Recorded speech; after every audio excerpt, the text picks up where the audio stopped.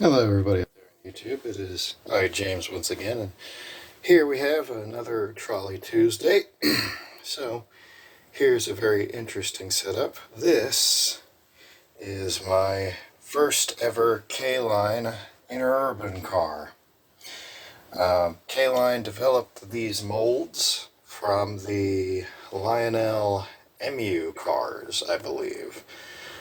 Or maybe it may have been the other way around, but I know that the first ones of these released were the Chicago North Shore lines. Now here I have the Chicago South Bend Chicago South Shore and South Bend Railway. There we go. This is car number 201. There it is on the other side. Now, when I got this was a modified coach car. So basically, this would have been a trailer, and it had 3-axle trucks underneath it. It actually has a heavyweight chassis underneath it, not an interurban chassis. So I took those off and I wired these old, I believe they're GP7 trucks from K-Line. Funny enough, I rescued a junked K-Line locomotive almost a decade ago. From the trash at a train club I used to go to, and I kept it for many years, and I reused the chassis on it for many different electric locomotive projects before eventually the chassis broke and I was just left with these two trucks, and I found that they actually could fit inside this. Now, of course, I know that they stick out way further than they should. However, it doesn't honestly bother me that much, because I wanted a powered car. And these trucks are actually, they've got bigger wheels. They've all got traction tires on them. Both sets do. And currently I have them wired up for DC operation only, not AC. When I eventually build a full streetcar layout or trolley layout, I'm going to have a switchover section where half the layout is run on DC and then it switches over to AC. So I can run most of, if not all of my cars around, because some of them are wired up for DC operation, others are wired up for AC. So, but anyway, I am working on buying some pantographs. That's why there is a dent in the roof over here. I was going to put another one over here, but the actual roof ventilators don't match up quite as well as I thought they would for the opposite end. So right now, I actually do have a powered car on the way, another K-Line powered car. This one I believe is Reading South Shore line, something like that. It's green and Pullman green, which is interesting. Now I know some of you might just say, well, why didn't you just buy a South Bend set? Because there's a few of those available on line that you can buy.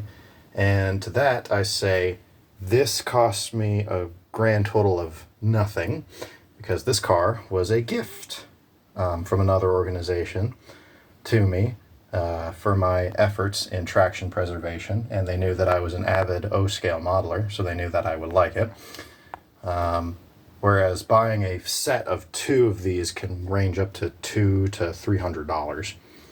And as you can see, it is in fact wired up to move. And this car is massive. Just to show you how big this thing is, you can see just how big it is on my layout alone. Right now, my little street layout.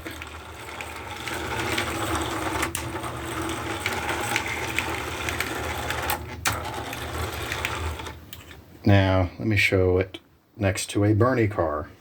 So here is Dallas Railway and Terminal Company car number 636 in its original DR&T cream livery, next to the South Shore car.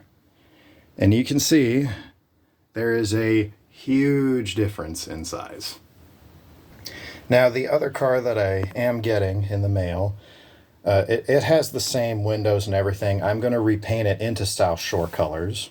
And that one actually does have a pantograph on it, so all I need to do is order 3 of them, so I can have 2 on this one and one more on the other one, so that way I have a full working set of these, and save up so that way I can get another set, because some of you may or may not know, but I'm not from Texas, which is what I currently model most of my electric fleet off of. I'm originally from Chicago, so the Chicago South Bend South Shore is my home interurban, so to speak.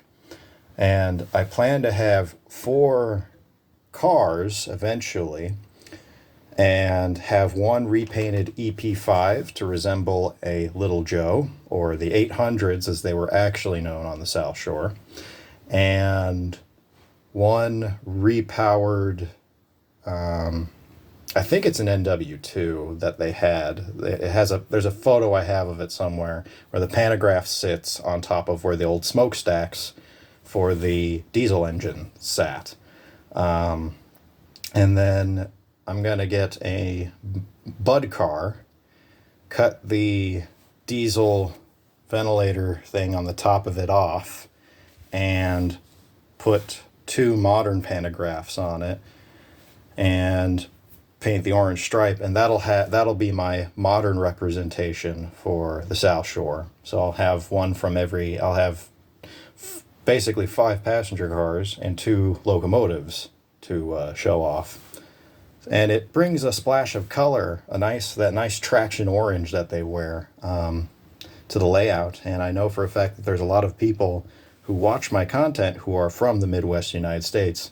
So I know for a fact that all of you will enjoy this. So without further ado, thank you all for watching, and have a great Trolley Tuesday.